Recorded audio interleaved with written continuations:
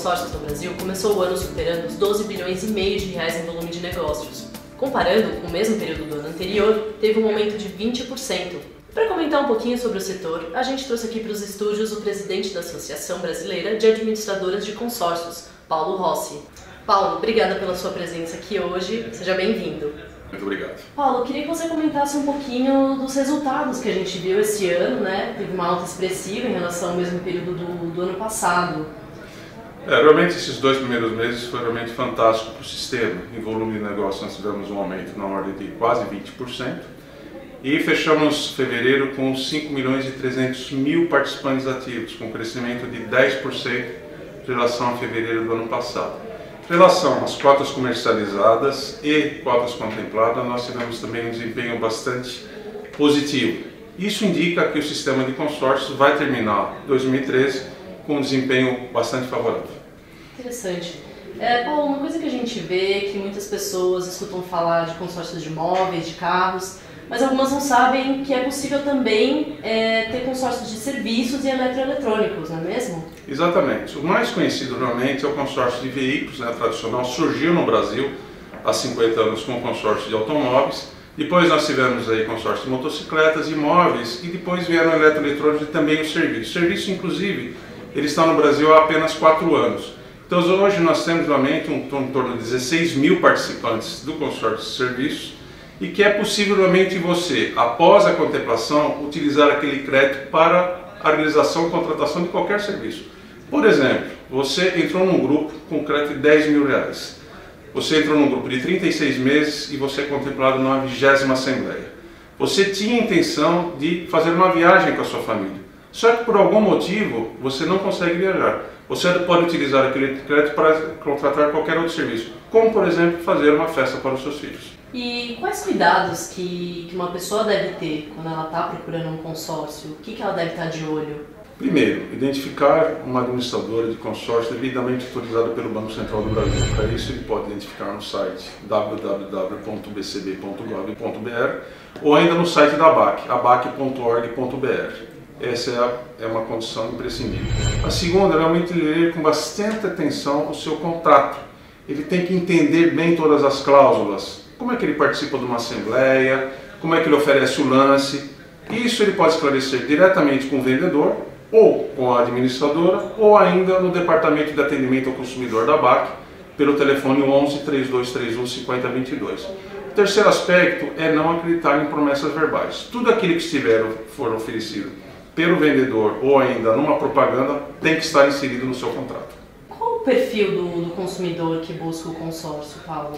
O perfil hoje é basicamente de uma pessoa que planeja o futuro. É aquela pessoa que tem planejamento financeiro no seu dia a dia. A gente costuma dizer o seguinte, o que o brasileiro costuma realmente é incorporar a educação financeira no seu dia a dia.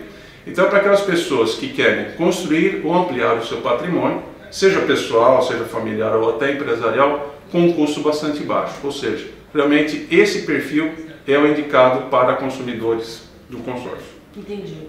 Então a gente pode dizer que essa seria uma forma de investir a longo prazo. É isso? Uma pesquisa que nós fizemos, inclusive agora em 2012, indicou exatamente isso. Como é que o consumidor enxerga o consórcio? Ele enxerga o consórcio primeiro como um bem do futuro, ou seja, alguma coisa, ele está investindo no futuro para realmente lhe trazer bem-estar. Tá? Então, investimento a longo prazo e poupança a longo prazo realmente foram os principais percentuais das pessoas pesquisadas. E você vê pais fazendo isso para os filhos, pensando no futuro dos filhos? Exatamente. Com essa questão do planejamento financeiro, é um detalhe importante. O pai quer comprar um carro para o filho quando ele entrar na faculdade. Então ele pode se planejar com bastante antecedência. Então quando o filho estiver com 14, 15 anos, ele compra uma cota de consórcio com prazo médio e longo de duração. E aí, quando o filho for entrar na faculdade, provavelmente ele já terá sido contemplado e ele então vai presentear o seu filho com um automóvel, com uma motocicleta, seja lá como for. Uhum. E qual que é o consórcio que tem sido mais procurado ultimamente? Hoje nós temos o segmento de veículos automotores, que é o que apresenta o maior número de participantes, com quase 80% dos 5 milhões e 300 mil participantes ativos. Mas nós temos outros segmentos que estão crescendo bastante, também. Por exemplo, o segmento de imóveis, que conta hoje com 680 mil participantes ativos. Temos também o segmento de eletroeletrônicos, que nem você comentou, que é um segmento hoje que não tem um número grande de participantes, mas propicia que o consumidor, com a sua carta de crédito, possa trocar, por exemplo, todos os eletroeletrônicos da sua casa. Se não quiser eletroeletrônicos, ele pode trocar, por exemplo, conjunto de imóveis. Ou seja, também apresenta uma flexibilidade bastante grande com o crédito que ele tiver em mãos. Entendi. E você tem a informação do ticket médio dessas pessoas, no caso do consórcio imobiliário? O consórcio imobiliário, o último ticket médio de fevereiro era de R$105 mil, só que é um ticket médio em âmbito nacional.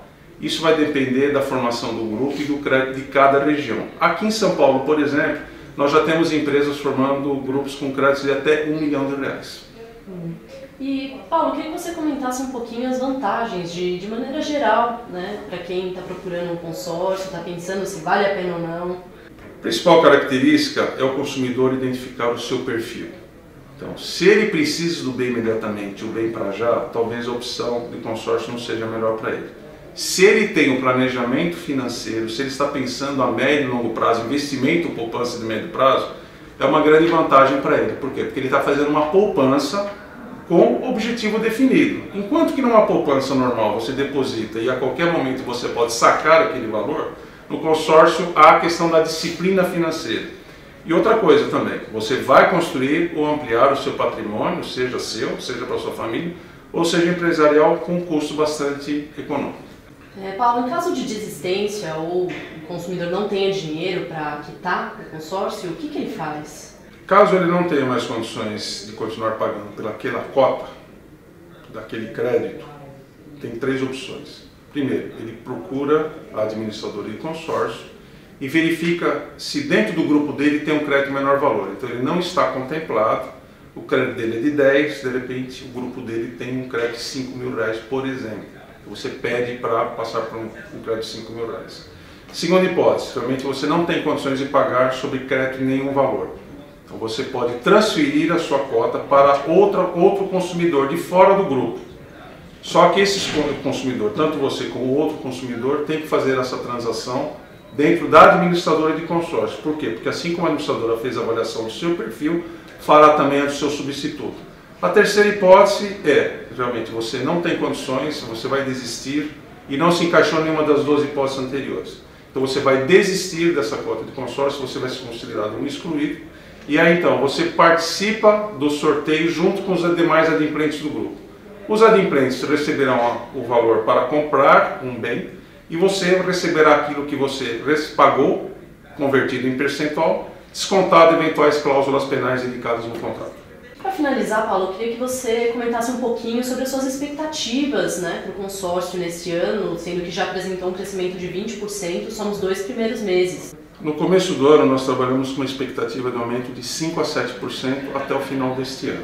Claro que alguns segmentos crescerão mais que outros. Nós temos, por exemplo, o segmento de veículos leves, que nesses 2 primeiros meses cresceu 25% no número de cotas vendidas, e o segmento de veículos pesados quase 17%. Então, ainda que a economia cresça 3%, como os economistas vêm prevendo, o consórcio, se crescer de 5% a 7%, estará crescendo muito acima do PIB. Bom, Paulo, obrigada pelas informações, obrigada por tudo, até a próxima. Muito obrigado por tudo. E esse foi Paulo Rossi, presidente da Associação Brasileira das Administradoras de Consórcios, comentando um pouquinho sobre o mercado brasileiro de consórcios. Até a próxima!